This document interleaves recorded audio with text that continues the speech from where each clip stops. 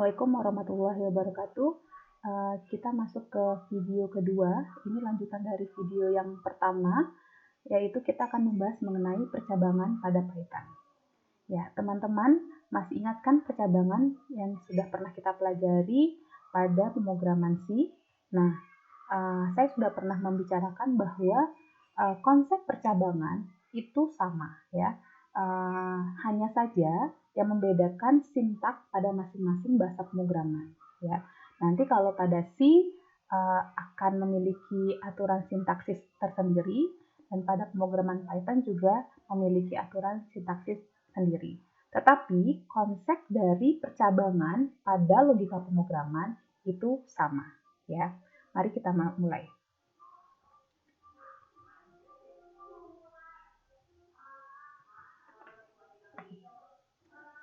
Ya,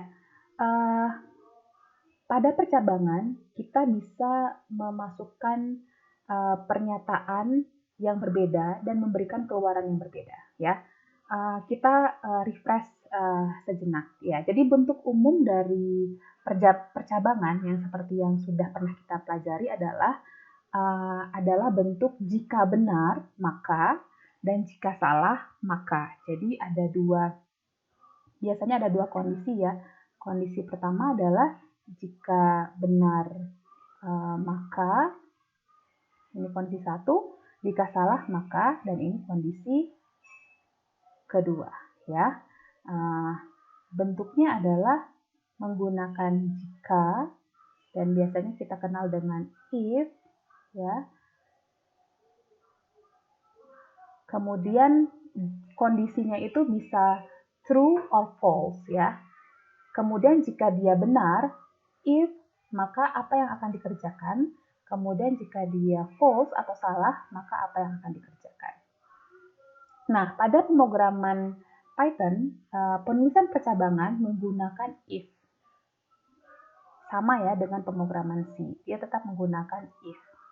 Contoh ya, pada kondisi misalnya ada kondisi atau ada statement kondisi if age besar 18 ya.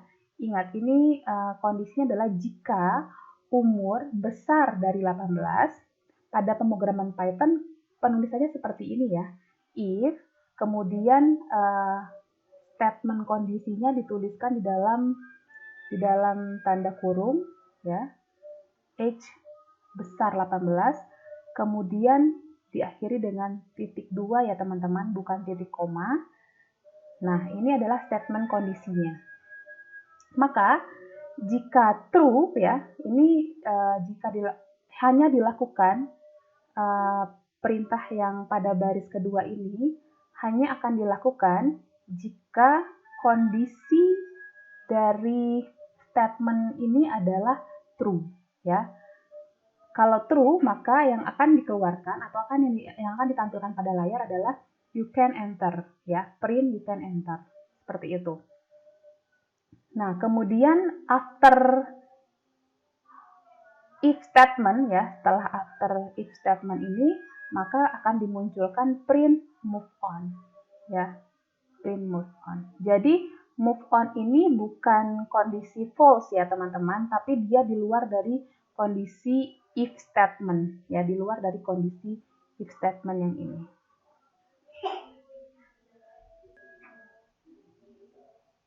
Kemudian contoh kedua, penggunaan percabangan dan kondisi. Di sini ada inisialisasi awal ya, bahwa ada yang nama variabel age ya. Ada variabel age dengan nilai dari age ini adalah 19. Jadi variabel age ini diisi dengan nilai atau bilangan 19.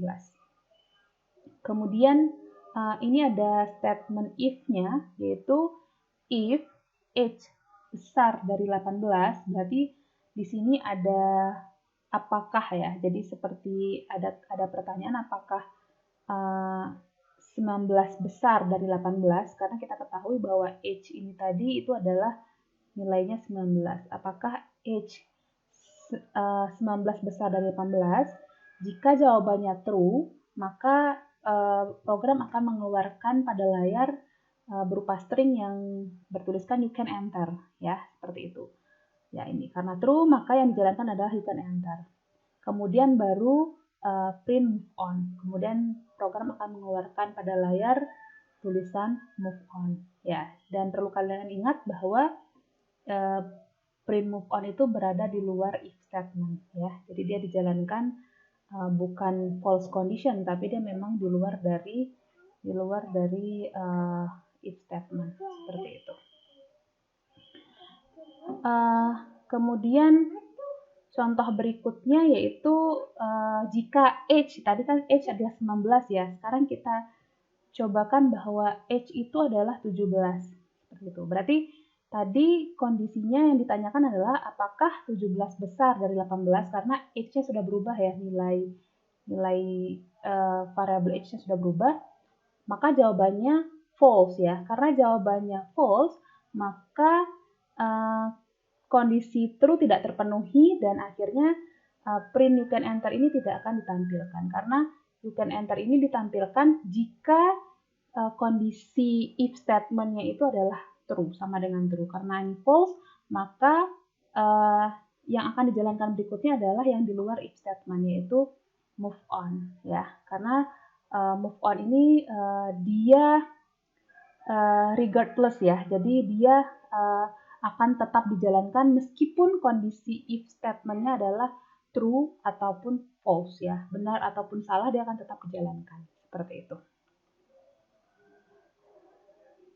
Kemudian percabangan, kalau yang tadi contohnya dia hanya menggunakan if ya, hanya if saja. Kalau if berarti kalau ketika kondisi hanya true saja baru dia akan menjalankan sesuatu ya, suatu perintah. Tetapi kalau false kan kita belum tahu ya bagaimana.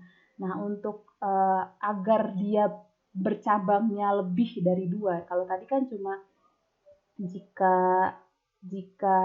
kalau kita buatkan flowchart-nya tadi misalnya, ingat ya, ini untuk if statement misalnya apakah 18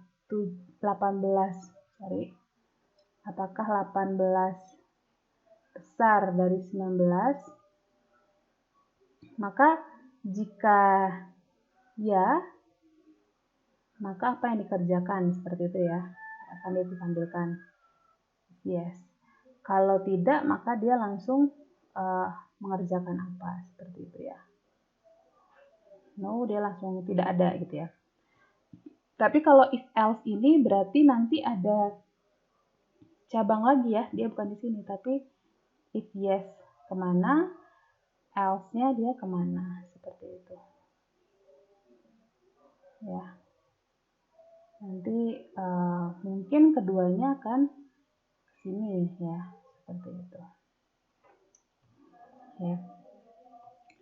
Oke, contoh ya, age sama dengan 19 ya. Di sini maka if statement-nya if age besar dari 18, maka apakah 19 besar dari 18? Jawabannya true.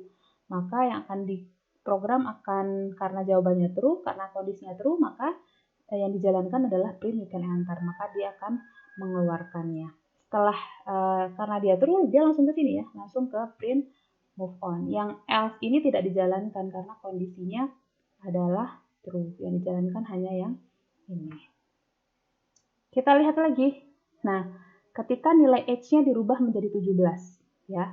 Apakah 17 besar dari 18? Maka jawabannya adalah false ya. Kalau false, berarti yang dijalankan adalah yang di else statement, yaitu yang bagian ini. Maka yang akan di-print atau yang akan dijalankan program adalah go see Meatloaf ya. Yang ini tidak dijalankan karena ini hanya untuk statement true ya. Ya, baru dari sini langsung ke print move on, seperti itu. Ya, jadi bisa dipahami ya if else-nya. Jadi kalau if kondisi true-nya terpenuhi, maka yang dijalankan adalah perintah yang di bawah if-nya persis. Kemudian jika kondisinya false, maka yang dijalankan adalah else-nya, seperti itu.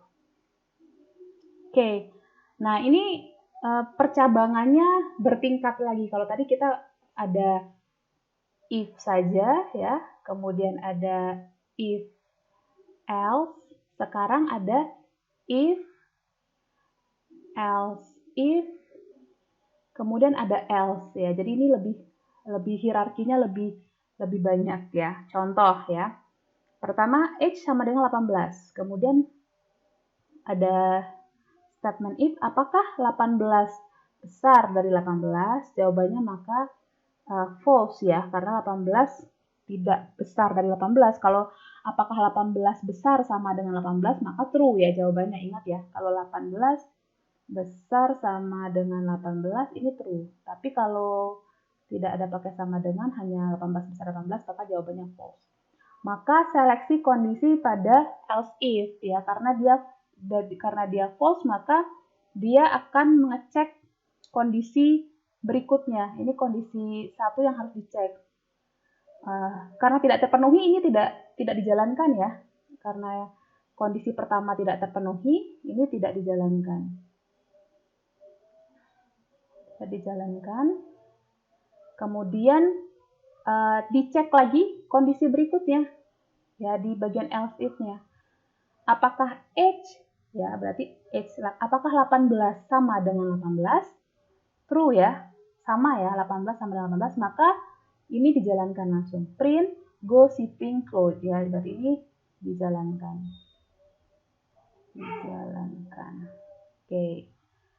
Nah, karena ini sudah terpenuhi, maka dia langsung ke bagian yang next-nya, yang di luar dari if statement ya, di luar dari if statement, yaitu print move on ya, seperti itu. Oke. Mudah ya teman-teman, karena konsep percabangan sudah pernah kita pelajari, hanya kalian tinggal menghafalkan saja sintaksnya di pemrograman Python seperti apa, karena konsep percabangan tidak berubah sama sekali, sama seperti konsep percabangan pada C, karena menggunakan struktur algoritma pemrograman yang sama, hanya bahasa pemrogramannya saja yang berbeda. Gitu, sampai jumpa pada materi operator logika pada video berikutnya. Sampai jumpa dan selamat belajar.